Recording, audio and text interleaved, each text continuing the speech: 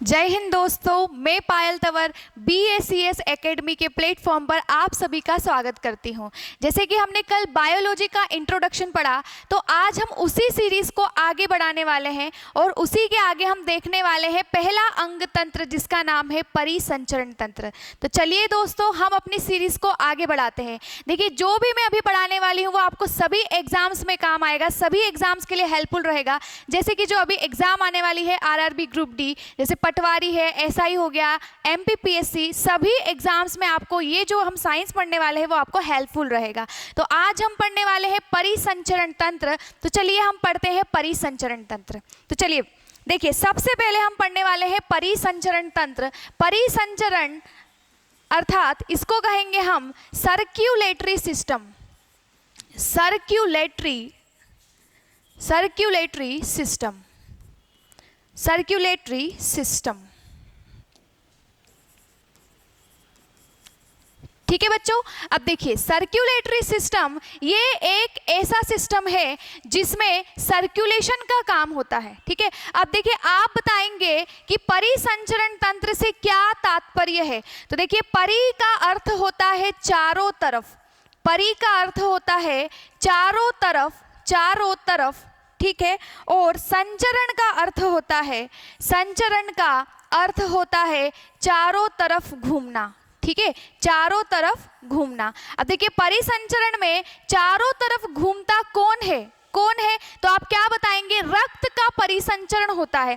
रक्त ही एक ऐसा ऑर्गन है, ऐसा लिक्विड ऑर्गन है जो 24 घंटे ऊपर से नीचे हमारे शरीर में परिसंचरित होते ही रहता है। ठीक है, तो देखिए आगे हम पढ़ते हैं। अब देखिए, आपसे पूछा जाता है, आपसे पूछा जाएगा कि परिसंचरण तंत्र में किसका परिसंचरण होता है। तो आप क्या बताएंगे? सबसे पहली चीज बताएंगे आप कि रक्त का, ब्लड का सर्कुलेशन होगा, रक्त का परिसंचरण होता है परिसंचरण तंत्र में। दूसरी चीज आप बताएंगे कि रक्त का परिसंचरण तो होता है, पर किसके माध्यम से होता है?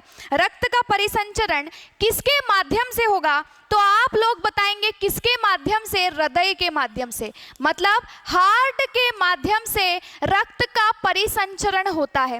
रक्त, हृदय रक्त को पंप करके सभी बॉडी ऑर्गन्स, सभी अंगों तक पहुंचाने का कार्य करता है। ठीक है, चलिए नेक्स्ट मुझे बताइए आप लोग कि रक्त हृदय के माध्यम से सभी अंगों में पहुंचता है, तो क्या ऐसे ही पहुंच जाता है? नहीं, कुछ ना कुछ पाइप्स होंगे आपके अंगों में, जो पाइप के द्वारा वो जो रक्त है वो सभी बॉडी ऑर्गन्स में जाता है। तो देखिए, हृदय किसकी सहायता से रक्त को अन्य अंगों तक पहुंचाने का काम करता है? तो आप बताएंगे रक्त वाहिनियां या रक्त वाहिकाएं, जिसको हम कहते हैं blood vessels, blood vessels, blood vessels. तो रक्त, ब्लड वेसल्स रक्त वाहिनियों के माध्यम से, हृदय के माध्यम से पंप करके शरीर के अन्य अंगों तक जाता है। ठीक है, चलिए आगे देखते हैं हम कि आपसे पूछा जाएगा कि हम परिसंचरण तंत्र में हम किसका अध्ययन करेंगे। तो आप बताएंगे कि परिसंचरण तंत्र में हम रक्त परिसंचरण तंत्र का अध्ययन करने वाले हैं। तो देखिए, रक्त परिसंचरण तंत्र, रक्त परिसंचरण तंत्र की खोज किसने की थी? रक्त परिसंचरण तंत्र की खोज, रक्त परिसंचरण तंत्र की खोज किसने की थी? की खोज किसने की थी? आप बताएंगे कि रक्त परिसंचरण की खोज किसके द्वारा की गई थी? तो आप बताएंगे विलियम हार्वे, विलियम हार्वे के द्वारा रक्त परिसंचरण तंत्र की खोज की गई थी। ठीक है, फिर आपसे पूछा जाएगा कि विलियम हार्वे ने रक्त परिसंचरण तंत्र की खोज कब की थी? तो आप बताएंगे सन 1628 में। सन 1628 में रक्त परिसंचरण तंत्र की खोज की गई थी विलियम हार्वे के द्वारा, विलियम हार्वे के द्वारा। अब चलिए देखिए, नेक्स्ट हम देखते हैं। नेक्स्ट आपसे पूछा जाएगा कि रक्त परिसंचरण तंत्र कितने प्रकार के होते हैं।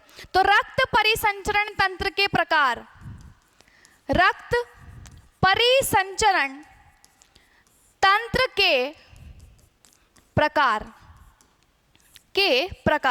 तो देखिए, रक्त परिसंचरण तंत्र के प्रकार, रक्त परिसंचरण कितने प्रकार के होते हैं? तो ये 2 प्रकार के होते हैं।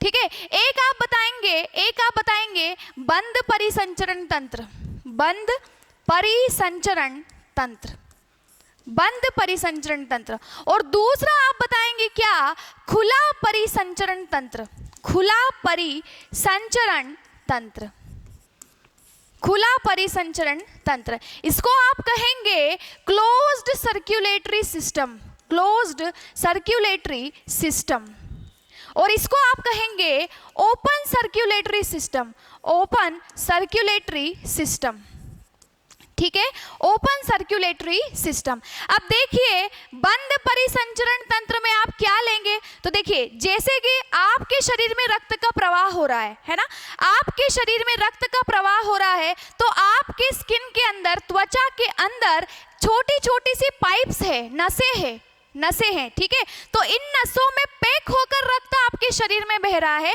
क्या ऐसे ही बह रहा है? नहीं, आपके शरीर में रक्त नसों के अंदर पैक होकर बहता है, ठीक है। तो आपके शरीर में रक्त हृदय के माध्यम से सभी अंगों तक एक पाइप्स के द्वारा जाता है, रक्त वाहिकाओं के द्वारा जाता है। तो यहाँ पर बंद परिसंचरण में तंत्र में रक्त कैसे बहेगा, तो बंद होकर, पैक होकर बहता है, पैक्ड पाइप में बहेगा। तो आप बताएंगे कि इसमें रक्त किसके माध्यम से बहता है, रक्त किसके माध्यम से बहता है, तो आप बताएंगे इसमें रक्त वाहिकाओं के माध्यम से बहता है, रक्त वाहिकाओं के माध्यम से बहता है, रक्त वाहिकाओं के माध्यम से बहता है, ठीक है। आप ये बता देंगे कि बंद परिसंचरण तंत्र में रक्त वाहिकाओं के माध्यम से बहता है। इस तरह से रक्त वाहिकाएं होती है आपके शरीर में, ये रक्त वाहिकाएं हैं, और इनके अंदर जो ब्लड है वो इस तरह से फ्लो होता है, इस तरह से फ्लो होगा, ठीक है। अब देखिए बंद परिसंचरण, तो क्या मानव शरीर में बंद परिसंचरण तंत्र है, तो हाँ, मानव शरीर में बंद परिसंचरण तंत्र होता है। तो देखिए इसके एग्जाम्पल आपसे पूछे जाते हैं, तो इसके एग्जाम्पल आप क्या बताएंगे, उसके उदाहरण आप बताएंगे कि जो मानव शरीर होता है, जो मानव शरीर होगा, तो मानव शरीर ह्यूमंस, मानव शरीर में रक्त किस तरह से बहता है, तो बंद होकर, पैक होकर बहता है। तो बंद परिसंचरण तंत्र पाया जाता है मानव शरीर में, ठीक है। या फिर आपसे क्या पूछ लिया जाता है कि जितने भी स्तनधारी होते हैं, मैमल्स, स्तनधारी, तो स्तनधारियों में रक्त किस प्रकार से बहता है, बंद परिसंचरण तंत्र में बहता है, बंद होकर बहता है। अब चलिए अब बात करते हैं हम खुले परिसंचरण तंत्र की। तो खुले परिसंचरण तंत्र में रक्त किस प्रकार से बहेगा, रक्त किस प्रकार से बहेगा, तो खुले परिसंचरण तंत्र में कोई भी रक्त वाहिकाएं नहीं पाई जाती, कोई भी रक्त वाहिकाएं नहीं पाई जाती है खुले परिसंचरण तंत्र में। यहाँ पर रक्त बिल्कुल ब्लड टू ब्लड बहता है, ऑर्गन टू ऑर्गन डायरेक्ट प्रवाहित होता है, डायरेक्ट सर्कुलेट होता है। जैसे हमने मान लिया कि देखिए, जैसे मैंने बोला कि ये हार्ट है, ठीक है, ये आपका लीवर है, और ये क्या है, आपके लंग्स है, ये है लंग्स। अब देखिए हार्ट से लंग्स में, हार्ट से लीवर में ब्लड जाना है, तो यहाँ से यहाँ तक कोई भी पाइप, कोई भी ब्लड वेसल, रक्त वाहिकाएं नहीं होगी। यहाँ से रक्त डायरेक्ट इस प्रकार से बहेगा, डायरेक्ट यहाँ से यहाँ जाते हुए रक्त इस प्रकार से बहता है। तो आप बताएंगे कि खुले परिसंचरण तंत्र में कोई भी रक्त वाहिकाएं नहीं पाई जाती, यहाँ पर रक्त डायरेक्ट सभी अंगों से अंगों में जाता है, और यहाँ पर रक्त वाहिकाएं पाई जाती, यहाँ पर रक्त वाहिकाओं के माध्यम से जाता है। एग्जाम्पल मानव शरीर और जितने भी स्तनधारी होते हैं वो सभी आ जाएंगे। अब देखिए यहाँ पर आपसे एग्जाम्पल पूछा जाता है कि इसका एग्जाम्पल बताइए, इसके उदाहरण, खुले परिसंचरण तंत्र के उदाहरण बताइए, एग्जाम्पल बताइए। तो इसके क्या एग्जाम्पल बताएंगे आप लोग, इसके एग्जाम्पल आप बताएंगे तो देखिए सबसे पहला हो जाता है क्या, कॉकरोच, जिसे हम तिलचट्टा कहते हैं, ठीक है। देखिए उसके बाद में और कौन सा एग्जाम्पल हो जाएगा, तो आप क्या बताएंगे, घोंगा, जिसे हम स्नेल कहते हैं, स्नेल। और तीसरे नंबर पर हो जाता है एक जानवर है जिसका नाम क्या है, ऑक्टोपस, जो पानी में रहता है, ऑक्टोपस, जिसके 8 पैर होते हैं, अष्टभुज बोला जाता है। ठीक है, तो इसके उदाहरण आप क्या क्या बताएंगे? कॉकरोच में रक्त किस प्रकार से बहता है? तो आप बताएंगे ये खुले परिसंचरण तंत्र में बहता है, खुला बहता है बिल्कुल, इसमें कोई भी रक्त वाहिकाएं नहीं पाई जाती रक्त को एक अंग से दूसरे अंग तक ले जाने के लिए। दूसरा आप बताएंगे घोंगा, और तीसरा आप क्या बताएंगे? ऑक्टोपस बताएंगे। तीसरा आप बताएंगे ऑक्टोपस। तो देखिए, परिसंचरण तंत्र कितने प्रकार के होंगे? 2 प्रकार के होंगे, खुला परिसंचरण तंत्र और बंद परिसंचरण तंत्र। बंद परिसंचरण तंत्र में रक्त वाहिकाओं के माध्यम से बहता है, जिसके एग्जाम्पल आप बताएंगे मानव शरीर और स्तनधारी। और खुले परिसंचरण तंत्र में रक्त वाहिकाओं के माध्यम से नहीं बहता है, ये डायरेक्ट एक अंग से दूसरे अंग में चले जाता है। इसके एग्जाम्पल आप बताएंगे कॉकरोच, घोंगा, और आप बताएंगे ऑक्टोपस, और आप बताएंगे ऑक्टोपस। ठीक है, तो हम आगे बढ़ते हैं। अब देखिए, रक्त परिसंचरण तंत्र के प्रकार देख लिए, इसकी खोज किसने की थी? तो इसकी खोज आप बताएंगे विलियम हॉर्वे ने की थी, सन 1628 में की थी। ठीक है, अब देखिए नेक्स्ट आपसे पूछा जाता है कि रक्त परिसंचरण तंत्र में हम किसका अध्ययन करते हैं? तो हम किसका अध्ययन करते हैं? हम ब्लड का अध्ययन करते हैं, क्योंकि यही 24 घंटे ऊपर से नीचे हमारे शरीर में रक्त प्रवाहित होते ही रहता है। ठीक है, तो देखिए नेक्स्ट आप देखें, रक्त के बारे में आपसे कुछ प्रश्न पूछे जाते हैं जो सभी एग्जाम्स में आपको काम आएंगे दोस्तों। तो देखिए, रक्त के बारे में आपसे क्या क्या क्वेश्चन पूछे जाते हैं, अब हम ये देखते हैं। तो देखिए, रक्त के बारे में सबसे फर्स्ट आप बताएंगे कि रक्त का अध्ययन करना, रक्त का अध्ययन करना क्या कहलाता है? Study of blood. रक्त का अध्ययन करना क्या कहलाता है? तो आप क्या बताएंगे? इसे कहते हैं क्या? हिमेटोलॉजी। Haematology, haematology. तो रक्त का अध्ययन करना क्या बताएंगे आप लोग? हिमेटोलॉजी बताएंगे। ठीक है, अब देखिए नेक्स्ट आपसे पूछा जाता है, नेक्स्ट आपसे पूछा जाएगा कि रक्त एक कैसा पदार्थ है? रक्त एक कैसा पदार्थ है या कैसा अंग है? तो आप बताएंगे कि रक्त एक परिसंचरित तरल पदार्थ है। रक्त एक परिसंचरित तरल पदार्थ है। ठीक है दोस्तों, बता देंगे आप लोग कि रक्त एक परिसंचरित तरल पदार्थ है, क्योंकि ये परिसंचरित घूमते रहता है, तरल मतलब लिक्विड फॉर्म में होता है, और ये पदार्थ है, तो परिसंचरित तरल पदार्थ है रक्त हमारे शरीर में। तीसरा देखिए क्वेश्चन आपसे क्या पूछा जाता है रक्त के बारे में? रक्त कैसा ऊतक है? रक्त कैसा ऊतक है? तो रक्त एक संयोजी ऊतक है। रक्त एक संयोजी ऊतक है, जिसको हम क्या कहते हैं? Connective tissue. Connective tissue, connective tissue. ठीक है, तो ब्लड एक कनेक्टिव टिश्यू है, संयोजी ऊतक है। रक्त एक परिसंचरित तरल पदार्थ है, circulatory liquid organ, circulatory liquid organ है या अंग है रक्त। ठीक है, अब देखिए नेक्स्ट आपसे मैंने बताया कि रक्त कैसा है? एक संयोजी ऊतक है। तो रक्त एक संयोजी ऊतक है, तो संयोजी का अर्थ क्या बताएंगे आप लोग? तो देखिए, संयोजी का अर्थ क्या होता है? संयोजित करना, जैसे लिखा है कनेक्टिव मतलब कनेक्ट करने का काम करना। देखिए, रक्त हमारे शरीर के सभी अंगों को एक दूसरे से क्या करने की कोशिश करता है? कनेक्ट करने की कोशिश करता है, संयोजित करने की कोशिश करता है। तो आप बताएंगे कि रक्त कैसा है? कनेक्टिव करता है, संयोजित करता है सभी अंगों को। तो ये सभी अंगों को जोड़ता है, ये अंगों को जोड़ने का काम करता है, ये सभी अंगों को जोड़ने का कार्य करता है रक्त। तो इसीलिए आप बता देंगे कि रक्त कैसा अंग है, कैसा ऊतक है? संयोजी ऊतक है। अच्छा, हमने बोला कि रक्त एक क्या है? ऊतक है। रक्त एक ऊतक है। तो अभी अभी हमने बोला कि रक्त कैसा पदार्थ है? परिसंचरित तरल पदार्थ है। तो हम क्या इसको ऊतक बोल सकते हैं? अब देखिए, ऊतक किससे मिलकर बने होते हैं? तो ऊतक तो कोशिकाओं से मिलकर बने होते हैं। तो क्या रक्त में कोशिकाएं होती है? रक्त में कोशिकाएं होती है। तो आप बोलेंगे हाँ, रक्त में कोशिकाएं पाई जाती है। रक्त की कोशिकाएं, रक्त की कोशिकाएं, अगर रक्त एक ऊतक है तो रक्त की कोशिकाएं कौन कौन सी है? तो देखिए रक्त की कोशिकाएं कौन कौन सी है, तो आपको पता ही है कि एक क्या कहेंगे हम, आरबीसी। आरबीसी का अर्थ है रेड ब्लड सेल, लाल रक्त कोशिका। लाल रक्त कोशिका कहे या कणिका कहे, ठीक है। तो ये पहली आपकी रक्त की कोशिका है। दूसरी रक्त की कोशिका कौन सी हो जाएगी, तो आप क्या बताएंगे, WBC। WBC WBC को आप क्या कहेंगे, व्हाइट ब्लड सेल या श्वेत रक्त कोशिका।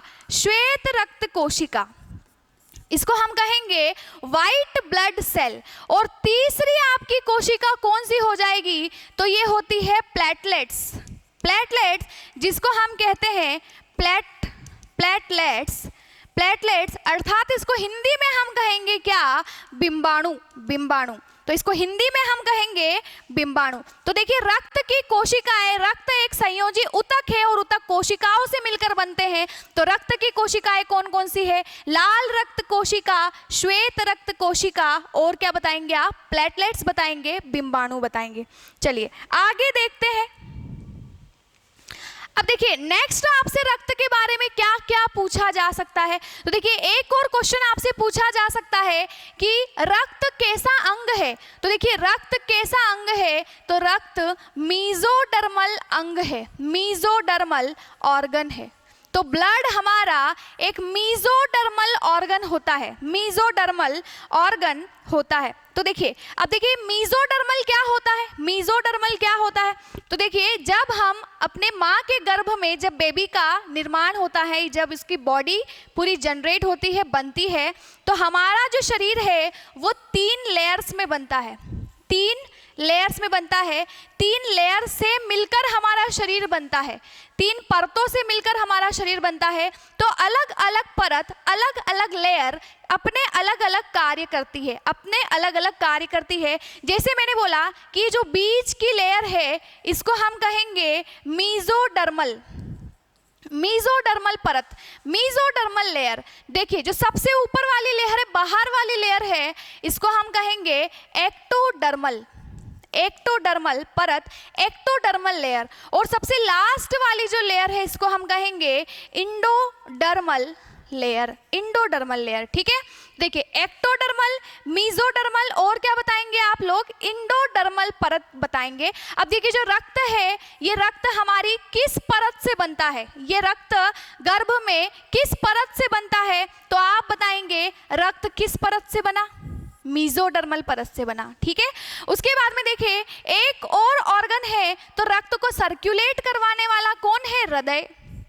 हृदय, तो हृदय और रक्त ये दोनों किस लेयर से या किस परत से बनता है, तो आप बताएंगे कि ये मीजोडर्मल लेयर से या मीजोडर्मल परत से बनता है, ठीक है। अब देखिए नेक्स्ट आपसे पूछा जाएगा कि ये एक्टोडर्मल लेयर क्या करती है। तो एक्टोडर्मल लेयर सबसे बाहर की लेयर होती है और ये हमारे शरीर का बाहरी आवरण बनाने का काम करती है। तो आपकी जो त्वचा होती है, जो स्किन होगी, जो स्किन होगी, जो त्वचा होगी, वो किससे बनेगी, आप बताएंगे वो एक्टोडर्मल लेयर से बनेगी। उसके बाद में बात करते हैं इंडोडर्मल लेयर, इंडोडर्मल लेयर। तो इंडोडर्मल लेयर से जितनी भी ग्रंथियां होती है, ग्लैंड्स, ग्रंथियां, तो जितनी भी ग्रंथियां होगी, ग्लैंड्स होगी, वो किससे बनेगी, इंडोडर्मल लेयर से बनती है। उसके बाद में देखिए आपका क्या बचा, लंग्स। लंग्स जैसे फेफड़े, लीवर, लीवर, यकृत, ठीक है, यकृत, ग्रंथियां, लंग्स और बाकी देखिए इनको छोड़कर त्वचा, रक्त, हृदय को छोड़कर बाकी सारी चीजें कहाँ से बन जाती है, क्या बताएंगे आप लोग, इंडोडर्मल लेयर से, मतलब सबसे आखिरी वाली लेयर से ये सारी चीजें बन जाती है। तो देखिए एक्टोडर्मल से क्या बना, त्वचा बनी। मीजोडर्मल से क्या बना, तो रक्त बना, हृदय बना। इंडोडर्मल से क्या बना, तो ग्रंथियां बनी, लंग्स बने, लीवर बने, ठीक है। तो आप ये बता देंगे, इसीलिए हम रक्त को कैसा ऑर्गन बोलते हैं, कैसा अंग बोलते हैं? तो रक्त एक मीजोडर्मल अंग है, रक्त एक मीजोडर्मल अंग है। चलिए नेक्स्ट देखें, तो नेक्स्ट आपसे क्या पूछा जाता है रक्त के बारे में? तो देखिए आपसे अगला प्रश्न पूछा जाता है रक्त के बारे में कि जो रक्त होता है वो मानव शरीर में कितना होना चाहिए। तो रक्त मानव शरीर में, मानव शरीर में रक्त, मानव शरीर में रक्त, तो देखिए मानव शरीर में रक्त कितना होना चाहिए? तो देखिए अगर आप क्या है, मेल है, अगर आप पुरुष है, अगर आप पुरुष है, अगर आप मेल है, तो आपके शरीर में रक्त होना चाहिए 5 से 6 लीटर, 5 से 6 लीटर, 5 से 6 लीटर रक्त होना चाहिए आपके शरीर में। और अगर आप महिला है, अगर आप फीमेल है, अगर आप महिला है, तो आपके शरीर में रक्त कितना होना चाहिए? 4 से 5 लीटर, 4 से 5 लीटर रक्त होना चाहिए आपके शरीर में, अगर आप महिला है तो। ठीक है, तो इतना होना चाहिए मानव शरीर में रक्त। देखिए अब आपसे नेक्स्ट क्वेश्चन यहाँ से पूछा जाता है कि हमारे वजन का, मानव शरीर के वजन का कितना प्रतिशत रक्त होना चाहिए? तो मानव शरीर के वजन का, यहां से क्वेश्चन बनता है कि मानव शरीर के वजन का, वजन का कितने प्रतिशत रक्त होना चाहिए? तो आप बताएंगे कि 7%। मानव शरीर के वजन का कितने प्रतिशत रक्त होना चाहिए? तो 7% रक्त होना चाहिए। जैसे मान लो कि आप 100 किलो के हैं, ठीक है, मान लो कि आप 100 किलो के हैं, तो आपका रक्त कितने किलो होना चाहिए? 7 किलो होना चाहिए। मान लो आप 70 किलो के हैं, तो आपका रक्त का वजन कितना होना चाहिए? तो आप बताएंगे 4.9 kg होना चाहिए। ठीक है, तो ये क्वेश्चन यहां से बनता है, यहां से क्वेश्चन बनता है। ठीक है, चलिए नेक्स्ट देखते हैं। नेक्स्ट आपसे पूछा जाता है कि रक्त मापन के लिए, रक्त मापन के लिए एक मीटर का यूज किया जाता है। रक्त मापन के लिए, रक्त मापन के लिए एक मीटर का यूज किया जाता है, एक मीटर का यूज किया जाता है। इस मीटर को क्या कहते हैं? तो आप बताएंगे इस मीटर को कहते हैं क्या? Haemocytometer, haemocytometer. हीमोसाइटोमीटर क्या है? तो हीमोसाइटोमीटर के द्वारा रक्त का मापन किया जाता है। रक्त का मापन मतलब कि उसमें आरबीसी, डब्ल्यूबीसी, प्लेटलेट्स और प्लाज्मा, इन सभी का प्रतिशत देख लिया जाता है, जिसको हम क्या कहते हैं? हीमोसाइटोमीटर कहते हैं।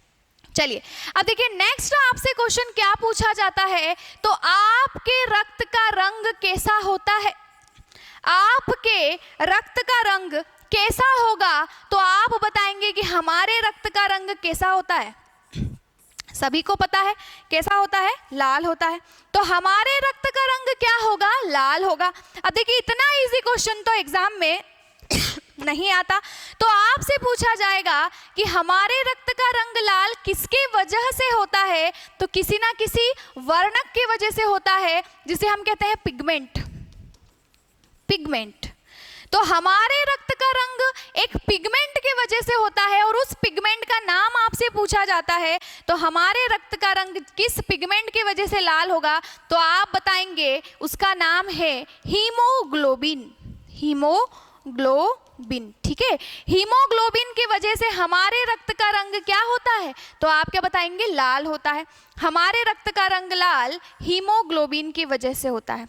ठीक है, अब चलिए नेक्स्ट देख लेते हैं कि ये जो हीमोग्लोबिन है, ये जो हीमोग्लोबिन है, ये हीमोग्लोबिन, हीमोग्लोबिन। अब देखिए ये हीमोग्लोबिन कितने वर्ड से मिलकर बना है? तो हम इसको 2 शब्दों में तोड़ सकते हैं। एक तो आप क्या बताओगे? हीम, हीम, और दूसरा आप क्या बताओगे? Globin, globin. एक बताओगे हीम और दूसरा बताओगे ग्लोबिन। अब ये हीम क्या है? तो ये हीम लोहे का यौगिक है, लोहे का यौगिक, लोहे का यौगिक है, कंपाउंड ऑफ आयरन। ठीक है, कंपाउंड ऑफ आयरन। और ये ग्लोबिन क्या है? तो ये क्या है? एक प्रोटीन है, ये एक प्रोटीन है। तो ग्लोबिन एक प्रोटीन के रूप में पाया जाता है और हीम क्या है, लोहे का यौगिक है। तो हमारे रक्त में लोहा पाया जाता है, हमारे रक्त में आयरन, हमारे रक्त में लोहा, आयरन पाया जाता है, लोहा पाया जाता है। ठीक है, चलिए अब देखिए नेक्स्ट आपसे पूछा जाता है हीमोग्लोबिन के बारे में, तो आप बता ही देंगे। अब देखिए नेक्स्ट आपसे पूछा जाएगा कि हमारे शरीर में कितना हीमोग्लोबिन होना चाहिए, हमारे शरीर में कितना हीमोग्लोबिन होना चाहिए। तो अगर आप मेल हैं, अगर आप पुरुष हैं, मेल है, तो आपके शरीर में हीमोग्लोबिन कितना होना चाहिए। तो देखिए आप बताएंगे कि 14 से 16 ग्राम, 14 से 16 ग्राम पर 100 ml ऑफ ब्लड, पर 100 ml of blood. 100 ml blood में 14 से 16 ग्राम हीमोग्लोबिन होना चाहिए। और अगर आप क्या है, महिला है, और अगर आप महिला है, अगर आप फीमेल है, तो आपके शरीर में रक्त कितना होना चाहिए, हीमोग्लोबिन कितना होना चाहिए। तो रक्त तो 4 से 5 लीटर होना चाहिए और हीमोग्लोबिन कितना होना चाहिए। तो आप बताएंगे 10 से 14 ग्राम पर 100 ml of blood, 100 ml of blood. 100 ml blood में आपके रक्त में 10 से 14 ग्राम हीमोग्लोबिन होना ही चाहिए। ठीक है, तो इतना आप बता देंगे। तो देखिए अभी हमने क्या पढ़ा रक्त के बारे में। रक्त के मापन के लिए किसका उपयोग किया जाता है, हीमोसाइटोमीटर का। रक्त का रंग क्या है, लाल है। किस वर्णक की वजह से, किस पिगमेंट की वजह से है, क्या बताएंगे, हीमोग्लोबिन। हीमोग्लोबिन में, हीमोग्लोबिन देखो कितने शब्दों से मिलकर बना मान सकते हैं, तो हीम और दूसरा क्या है, ग्लोबिन। हीम का क्या अर्थ है, ये एक लोहे का यौगिक है, और ग्लोबिन क्या है, ये एक प्रकार का क्या है, प्रोटीन है। इसीलिए हमारे रक्त में क्या पाया जाता है, लोहा पाया जाता है, आयरन पाया जाता है, लोहे का यौगिक पाया जाता है। अब देखिए अगर आप पुरुष है, अगर आप मेल है, तो आपके रक्त में कितना होना चाहिए हीमोग्लोबिन। तो आप बताएंगे 10 से 16 ग्राम होना चाहिए। और अगर आप महिला है तो 100 ml ब्लड में 14 से 16 ग्राम होना चाहिए, और इधर कितना होना चाहिए, 10 से 14 ग्राम होना चाहिए। ठीक है, चलिए अब देखिए नेक्स्ट आपसे पूछा जाता है रक्त के बारे में कि जो हमारा रक्त होता है उसका निर्माण कहाँ पर होता है, रक्त बनता कहाँ पर है। तो रक्त का निर्माण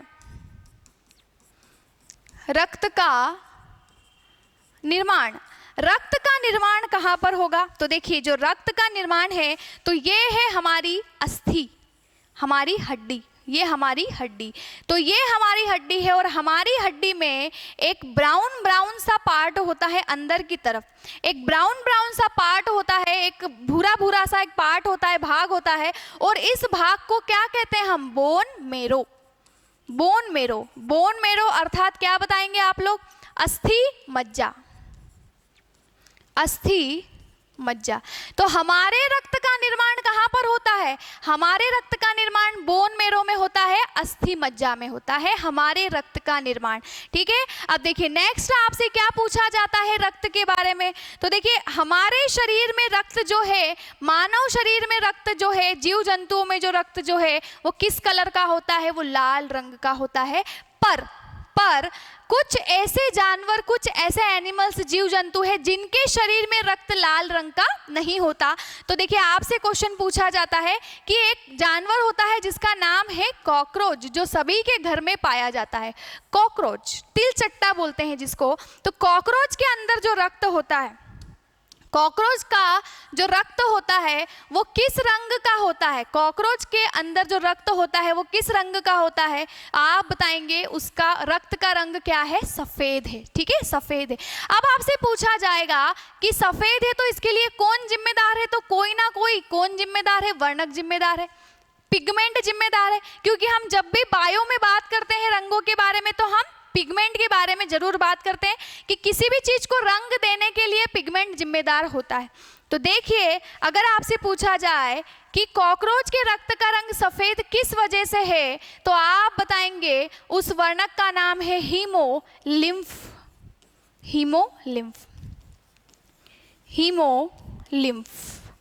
तो हीमोलिम्फ की वजह से कॉकरोच के रक्त का रंग क्या हो जाता है? आप बताएंगे सफेद हो जाता है। ठीक है, अब चलिए नेक्स्ट देखते हैं। नेक्स्ट आपसे पूछा जाएगा कि क्या कॉकरोच के ही रक्त का रंग लाल नहीं है, सफेद है?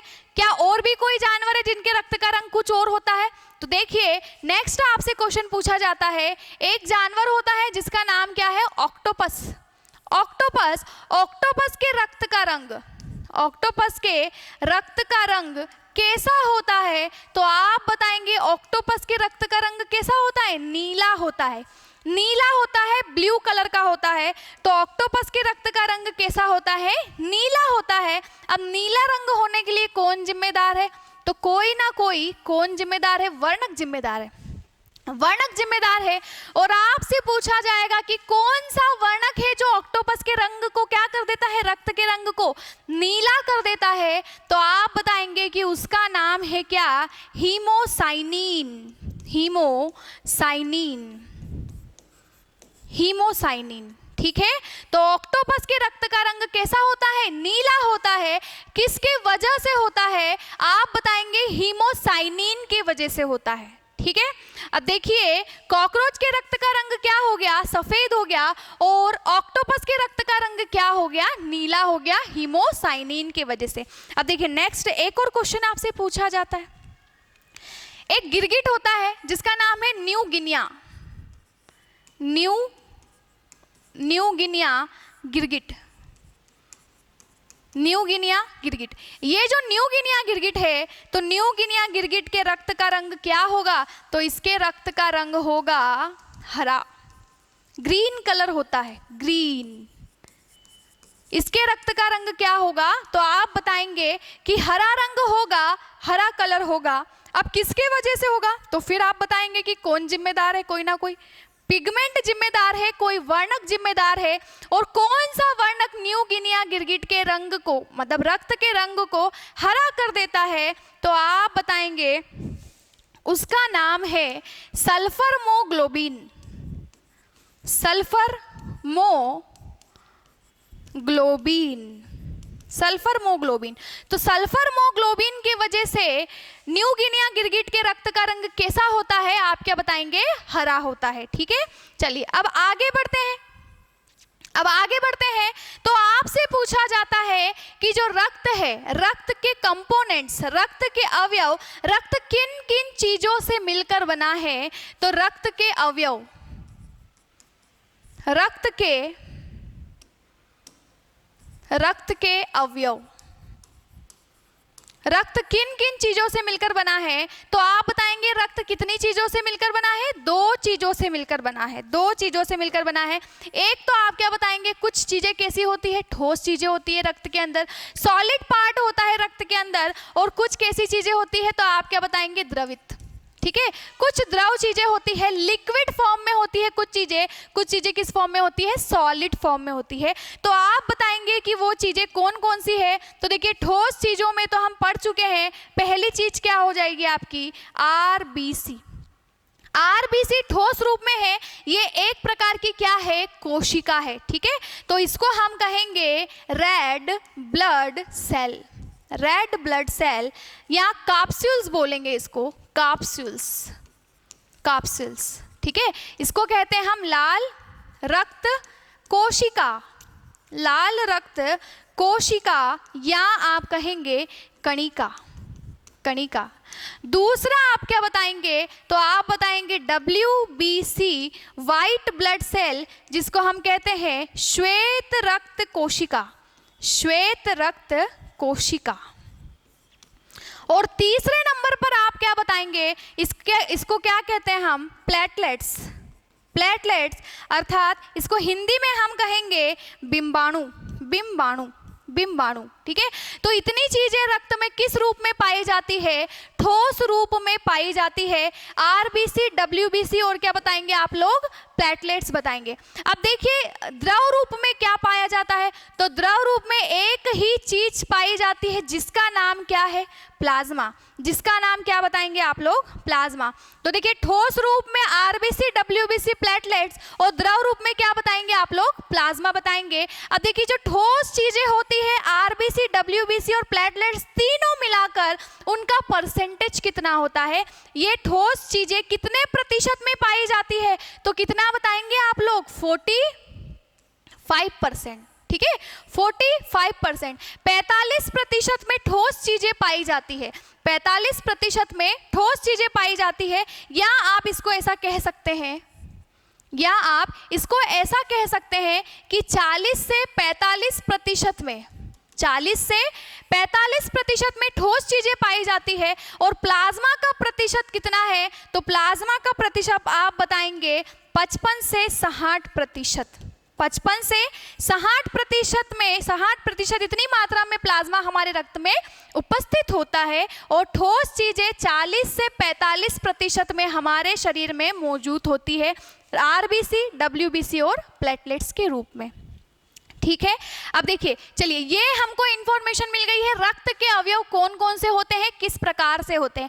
अब हमको इनके बारे में पढ़ना स्टार्ट करना है। तो देखिए सबसे पहले हम किसके बारे में पढ़ना स्टार्ट करते हैं, तो देखिए ठोस में 3 चीजें हैं, आरबीसी, डब्ल्यूबीसी और प्लेटलेट्स। ये तीनों ठोस रूप में, मतलब हमारे शरीर में, हमारे रक्त में कोशिका के रूप में पाई जाती है। प्लेटलेट्स भी एक कोशिका है, डब्ल्यूबीसी कोशिका और आरबीसी एक क्या है, कोशिका है। तो आप बताएंगे कि अब द्रव रूप में क्या पाया जाता है, प्लाज्मा, और प्लाज्मा एक द्रवित रूप है जिसमें कोई भी कोशिका नहीं पाई जाती। ये कितने प्रतिशत में पाया जाता है, 55 से 60% में पाया जाता है। तो चलिए अब हम पढ़ना स्टार्ट करते हैं। सबसे पहले हम प्लाज्मा को पढ़ना स्टार्ट करते हैं, ठीक है। तो हम सबसे पहले स्टार्ट करेंगे प्लाज्मा को पढ़ना। तो प्लाज्मा के बारे में सबसे पहली चीज, प्लाज्मा हमारे शरीर में किस रूप में पाया जाता है, प्लाज्मा हमारे शरीर में किस रूप में पाया जाता है, तो आप बताएंगे ये हमारे शरीर में द्रव रूप में पाया जाता है, द्रव रूप में पाया जाता है। प्लाज्मा हमारे शरीर में द्रव रूप में पाया जाता है। नेक्स्ट आप बताएंगे प्लाज्मा के बारे में, नेक्स्ट आप बताएंगे कि जो प्लाज्मा है वो कितने प्रतिशत में पाया जाता है, तो आप बताएंगे कितने प्रतिशत में, 55 से 60% में हमारे रक्त में प्लाज्मा पाया जाता है। नेक्स्ट आपसे पूछा जाएगा कि प्लाज्मा का रंग कैसा होता है, प्लाज्मा का रंग कैसा होता है, तो प्लाज्मा का रंग कैसा होगा, प्लाज्मा का रंग होता है पीला, पीला, या आप बोल सकते हैं, पीला नहीं बोले, हम इसको बोलेंगे हल्का पीला, हल्का पीला, हल्का पीला, पेल येलो, ठीक है। तो प्लाज्मा का रंग कैसा होता है, हल्का पीला होता है। अब देखिए हम रंगों की बात कर रहे हैं, हम रंगों की बात कर रहे हैं, तो पीले रंग के लिए कौन जिम्मेदार है, कोई ना कोई वर्णक जिम्मेदार है, कोई ना कोई वर्णक जिम्मेदार है पीले रंग के लिए। तो इस पीले रंग के लिए कौन सा पिगमेंट, कौन सा वर्णक जिम्मेदार है, कौन सा वर्णक जिम्मेदार है, तो देखिए यहाँ पर हम कुछ देखते हैं। अब देखिए जैसे आपके शरीर में जो सबसे बड़ी ग्रंथि है और सबसे बड़ा अंग होता है हमारे शरीर का, क्या होता है, वो होता है लीवर, लीवर, ठीक है, लीवर। अब जो ये लीवर है, ये लीवर 2 प्रकार के वर्णक बनाता है, लीवर बनाता है वर्णक, पिगमेंट देता है, कितने प्रकार से, तो 2 प्रकार से देता है, ठीक है। एक होता है क्या, बिलीरुबिन, बिलीरुबिन, बिलीरुबिन, और दूसरा आप बताएंगे क्या, बिलीवर्डिन, बिलीवर्डिन, ठीक है। तो बिलीरुबिन और बिलीवर्डिन ये किसके द्वारा निकाले जाते हैं, आप बताएंगे ये लीवर के द्वारा निकाले जाते हैं। और बिलीरुबिन, बिलीरुबिन एक प्रकार का वर्णक है और ये कैसा रंग देगा, ये देगा हल्का पीला रंग देगा, हल्का पीला। ये किसको हल्का पीला रंग देगा, तो अभी हमने देखा कि ये किसको हल्का पीला रंग देगा, प्लाज्मा को हल्का पीला रंग देगा, ठीक है। अब हम बात करते हैं बिलीवर्डिन की। देखिए बिलीवर्डिन भी एक वर्णक है और ये कैसा रंग देता है, ये हरा रंग देता है। ये हरा रंग किसको देता है, तो एक हमारा जो लीवर है एक रस निकालता है जिसका नाम है पित्त रस, जिसको क्या कहते हैं हम, बाइल जूस, पित्त रस, बाइल जूस।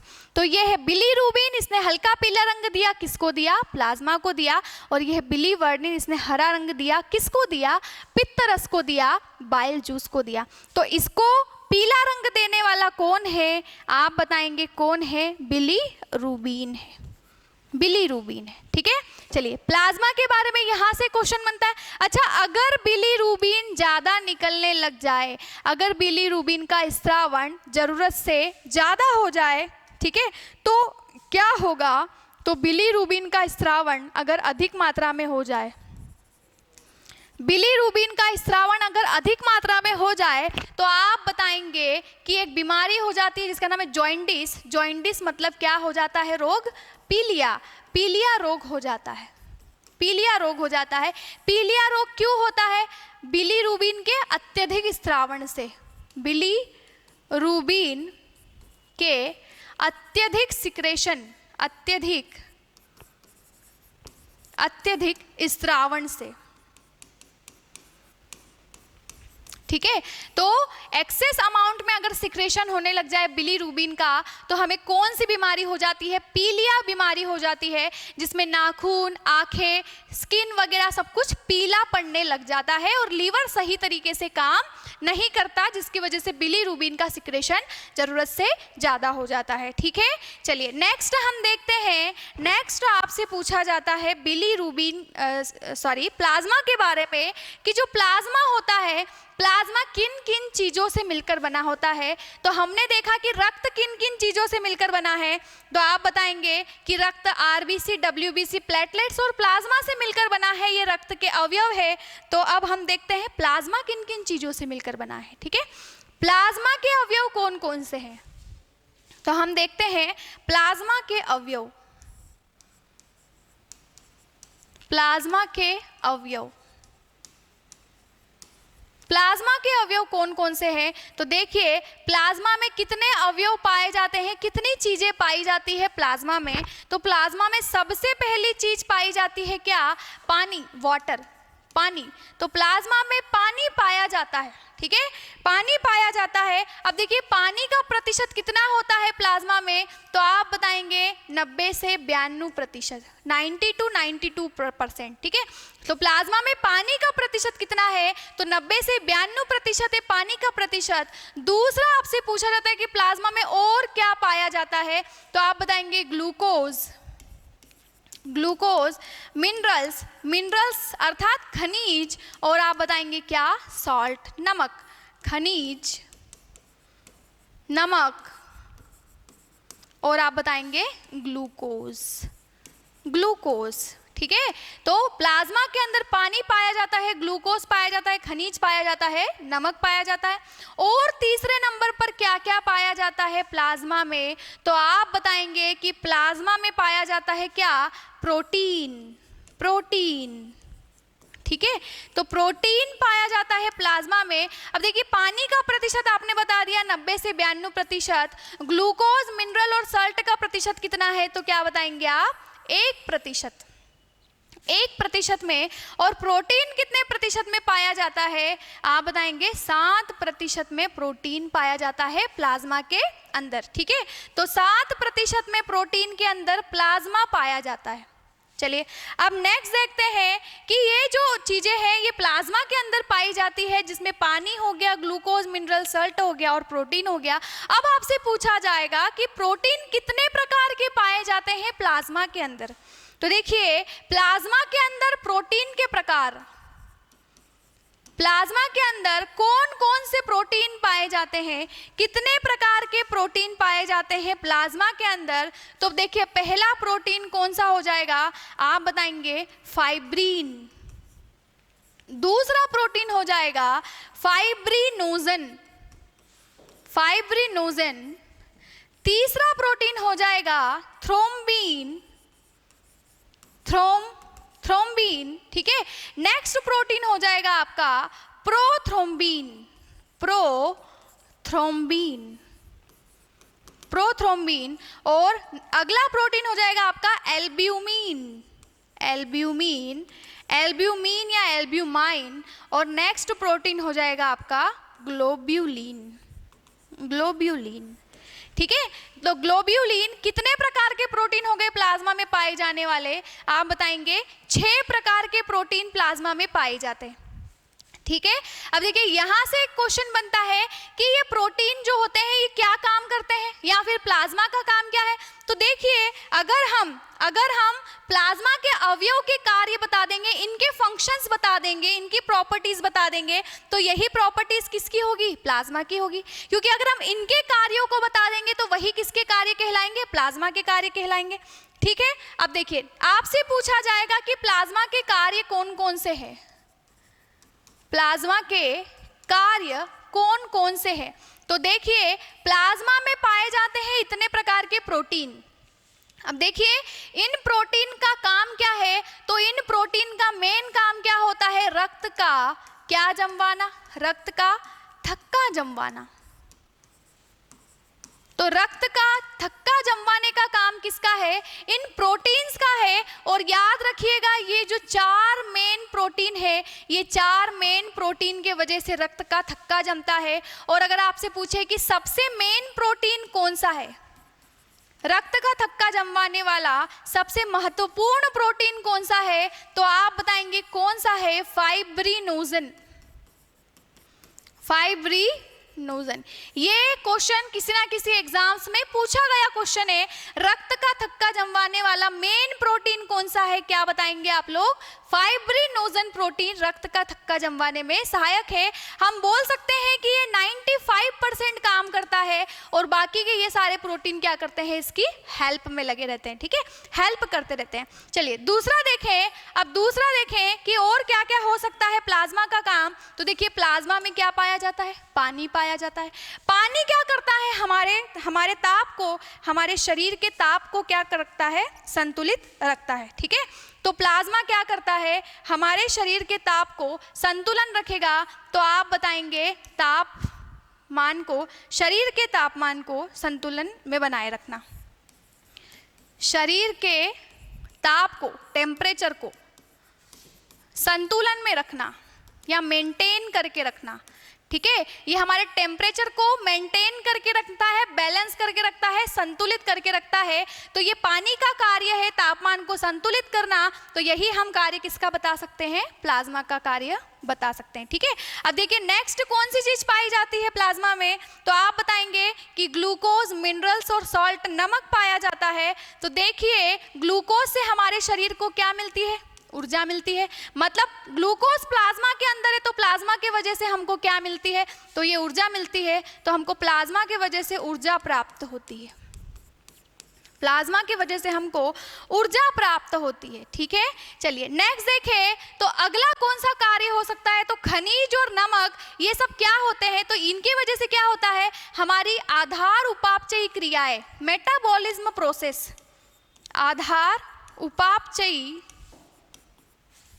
क्रिया, मेटाबॉलिज्म प्रोसेस, आधार उपापचयी क्रियाओं पर संतुलन रहता है,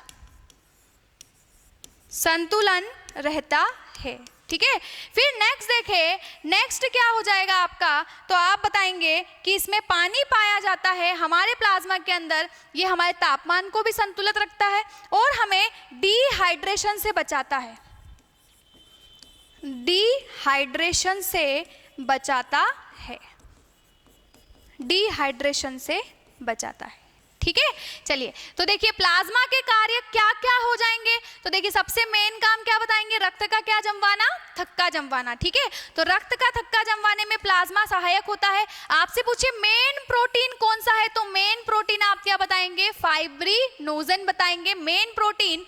अब देखिए हमारे शरीर में जब चोट लग जाती है तो ब्लड हमारे शरीर से बाहर निकलने लगता है और वो 2 से 4 मिनट निकलता है और फिर वो रक्त निकलना बंद हो जाता है। क्यों? क्योंकि ये जो फाइब्रिनोजन प्रोटीन है ये पूरा वहां पर जाकर जम जाता है और वहां से रक्त को बाहर निकलने नहीं लगता है ना, वहां पर एक नेट, वहां पे एक जाल बिछा देता है उस जगह पर जहां पर से रक्त निकल रहा है बाहर, तो वहां से रक्त फिर बाहर नहीं निकलेगा। शरीर के ताप को क्या करता है, संतुलन में बना के रखता है। फिर हमें क्या मिलती है, प्लाज्मा से ऊर्जा मिलती है, क्योंकि प्लाज्मा के अंदर ग्लूकोज होता है। मिनरल साल्ट से क्या होता है, तो आधार उपापचयी क्रियाओं पर संतुलन रहता है, और ये हमें किससे बचाता है, पानी की कमी होने से, मतलब डिहाइड्रेशन से बचाता है, जिसकी वजह से हमको कोई भी बीमारी जैसे कि वोमिटिंग, लूज मोशन वगैरह ये सब नहीं हो पाता। ठीक है, चलिए, तो ये हमने देखे किसके कार्य देखे, हमने आज प्लाज्मा के कार्य देखिए, प्लाज्मा के अवयव देखे और उसके कार्य देखे। ठीक है, चलिए, तो अब देखिए हमें आगे क्या देखना है, तो अब हम देखने वाले हैं, ये हमने प्लाज्मा के बारे में जितनी भी चीज़ें इंपॉर्टेंट थी वो सारी चीज़ें हमने पढ़ी। अब हम नेक्स्ट लेक्चर में पढ़ने वाले हैं, हम किसके बारे में पढ़ने वाले हैं, तो हम पढ़ेंगे आरबीसी के बारे में। हमने प्लाज्मा के अवयव में द्रव अवयव देख लिया, प्लाज्मा देख लिया, अब हम रक्त में देखने वाले हैं आरबीसी, डब्ल्यूबीसी और प्लेटलेट्स के बारे में हम पढ़ने वाले हैं। उम्मीद है दोस्तों आप सभी को आज की क्लास समझ में आई होगी। ये जो भी हमने पढ़ा है ये सभी एग्जाम्स में आपको हेल्पफुल रहेगा। जो भी एग्जाम्स आने वाली है, पटवारी, एसआई हो गया, आरआरबी ग्रुप डी हो गया, एसएससी, जितनी भी एग्जाम्स में साइंस पूछा जाता है, सभी एग्जाम्स में आपके लिए ये क्लास बहुत ही हेल्पफुल रहेगी। ठीक है, तो चलिए आज हमने ये जो भी पढ़ा है, इसके बाद में हम नेक्स्ट क्लास में सीरीज को आगे बढ़ाते हुए हम नेक्स्ट क्लास में पढ़ने वाले हैं आरबीसी, डब्ल्यूबीसी और प्लेटलेट्स। तो दोस्तों अगर आपको ये वीडियो अच्छा लगा हो, पसंद आया हो, समझ में आया हो, तो इसे ज़्यादा से ज़्यादा सब्सक्राइब, लाइक कीजिए और शेयर कीजिए। तो चलिए दोस्तों अब नेक्स्ट क्लास में मिलते हैं। धन्यवाद, जय हिंद।